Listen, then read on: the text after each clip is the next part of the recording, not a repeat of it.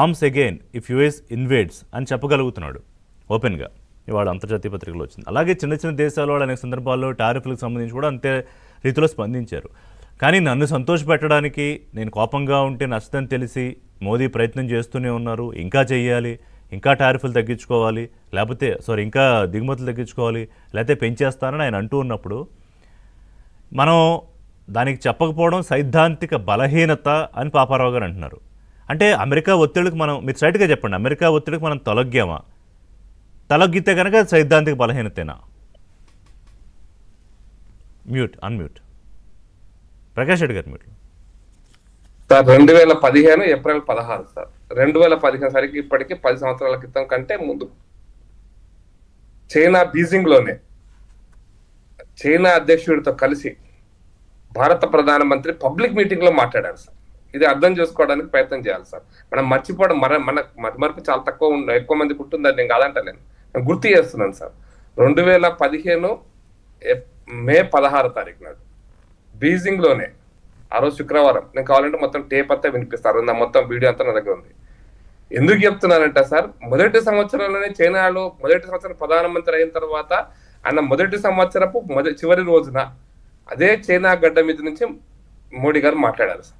ఇది మా బీజేపీ యొక్క విదేశాంగ విధానం.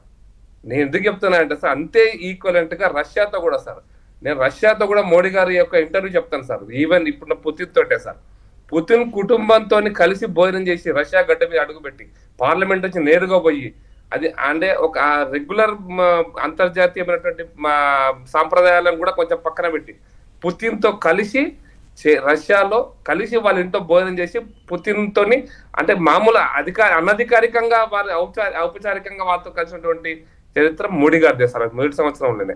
నేను ఎందుకు చెప్తున్నానంటే సార్, ఇవన్నీ కూడా బీజేపీకి చాలా స్పష్టం. ప్రపంచంలో లేనటువంటి కమ్యూనిస్ట్ పార్టీ ఎప్పుడో పోయిందో, దాని గురించి మనం ఆలోచించుకోవడం వేస్ట్. చైనాలో కమ్యూనిస్ట్ పార్టీ ఉందని ఎవరు అనుకుంటే నేనైతే అనుకోవట్లేదు. కాబట్టి చైనాలో కమ్యూనిస్ట్ పార్టీ, ఇంకో దేశంలో కమ్యూనిస్ట్ పార్టీ ఉందా? కాదు సార్. భారతదేశానికి ఏది మంచిదో అది మంచిది అనేది బీజేపీ యొక్క సిద్ధాంతం చాలా స్పష్టంగా చెప్పాను సార్. అయితే నేను రోజున ప్రపంచ దేశాల ముందు మనం మాట్లాడుతున్నప్పుడు సార్, అమెరికా వియత్నాం మీద దాడి చేసింది, మనం ఏం మాట్లాడినాం సార్? కల్నల్ గడాఫీని చంపింది, ఏం మాట్లాడినాం సార్? సద్దాం హుసేన్ చంపింది, ఏం మాట్లాడినాం సార్? ఆఫ్ఘనిస్తాన్ లో అమెరికా అప్పుడెప్పుడు బీజేపీ లేదు సార్. ఆఫ్ఘనిస్తాన్ లో అమెరికా రష్యాల యొక్క ప్రచండ పోరాటంలో అమెరికా ఆధిపత్యం నెగ్గింది, అల్ ఖైదాను పోషించింది, మనం ఏం మాట్లాడినాం సార్? క్యూబా మీద దాడి చేసింది, మనం ఏం మాట్లాడినాం సార్? అట్లా అనేక సందర్భాలలో రెండవ ప్రపంచ యుద్ధం తర్వాత, స్వతంత్రం వచ్చిన తర్వాత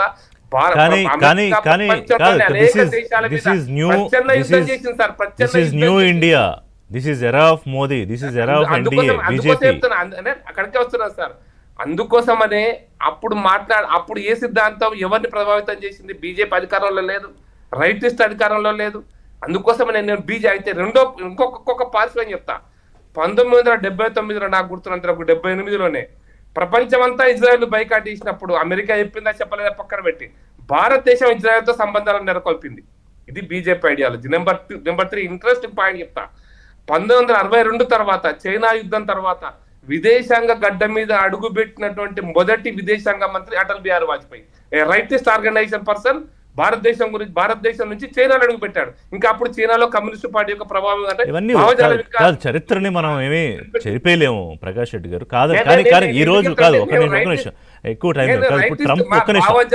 కాదు. ట్రంప్ తన వ్యాఖ్యల ద్వారా ఒకవైపు మిత్రుడు అంటూనే భారతదేశ ప్రధాని మీద చేస్తున్న కామెంట్స్ ఎవరికి నచ్చవు. అంటే ఆయన్ని ఒక బలహీనంగా చిత్రీకరించే ప్రయత్నం నువ్వు తగ్గిస్తావా లేదా చేస్తావా, లేకపోతే నేను పెంచేస్తా అండం ఎంతవరకు కరెక్ట్? దానికి మనం స్ట్రైట్ గా ట్రంప్ ని అడ్రస్ చేస్తూ మాట్లాడాలని భారతదేశంలో ప్రజలు కోరుకోవడం తప్పెలా అవుతుంది? నేను మళ్ళీ అక్కడికి వస్తున్నాను సార్. నేను ఇవన్నీ నేను ఎగ్జాంపుల్స్ ఎందుకు చెప్పానంటే, మీరు అడిగారు కాబట్టి, మొదటి ప్రశ్న అడిగారు కాబట్టి, మాకు సైద్ధాంతికమైనటువంటి కమ్యూనిజం పట్ల ఉన్నటువంటి అనేటువంటి అభిప్రాయాన్ని నేను 78 ముచ్చట చెప్తున్నాను. 78 గారు చైనా మీద అడుగుపెట్టి చైనాతో సంప్రదింపులు చేసినటువంటి మొదటి విదేశాంగ మంత్రి 62 తర్వాత 72 16 సంవత్సరాల తర్వాత మాకు సిద్ధాంతపరమైన వైవిధ్యాలు లేవు అని చెప్పడానికి ఒక మాట చెప్పాను. నెంబర్ 2 అన్నిటికంటే మీరు అన్నారు కదా, మీరు ఈ రోజు ప్రపంచంలో అమెరికా చేస్తున్నటువంటి ఆధిపత్య పోరాటం అంతా కూడా భారతదేశాన్ని దృష్టిలో పెట్టుకుని అని మాత్రం మీరు గుర్తుపెట్టుకోండి సార్. మన యాక్షన్స్ అనేది ఎంత ఇంపార్టెంట్ అనేది. వాళ్ళు డాలర్ తో మీరు ఇరాన్, సౌదీ అరేబియా, ఇరాన్ తోటి అమెరికా ఎప్పుడో 50వ దశకంలో ఈ పెట్రో డాలర్స్ అనేది సమస్య కదా సార్. ప్రపంచ ఆయిల్ వ్యవస్థ అంతా కూడా డాలర్ రూపంలోనే జరగాలి, డాలర్లతోనే జరగాలి అనేటువంటి అమెరికా నిబంధన దశాబ్దాల కాలాన్ని తుంగలో దొక్కిన భారతదేశం మొదటిసారిగా రష్యా రూబుల్ తోటి వ్యాపారం చేయడం మొదలుపెట్టిన ప్రశ్నకు స్ట్రైట్ గా సమాధానం రాలేదు. అక్కడికి టైం సరిపోదు అంటున్నా. ఒక్క నిమిషాలు పూర్తి చేస్తా. ఈ రోజు ప్రపంచ వెనుజులా మీద ఇంకో దేశం మీద అమెరికా ఆధిపత్యం ఏంటంటే వాళ్ళ డాలర్ తోనే వ్యాపారం చేయాలనేటువంటి ఒక సంకుచితమైన ఆలోచన. మన మీద ఎందుకు ఆధిపత్యం చేయాలని చూస్తున్నారు సార్, అది చెప్పండి నాకు. మాటలతో మన మీద ఎందుకు ఆధిపత్యం చేయాలని చూస్తున్నాడు?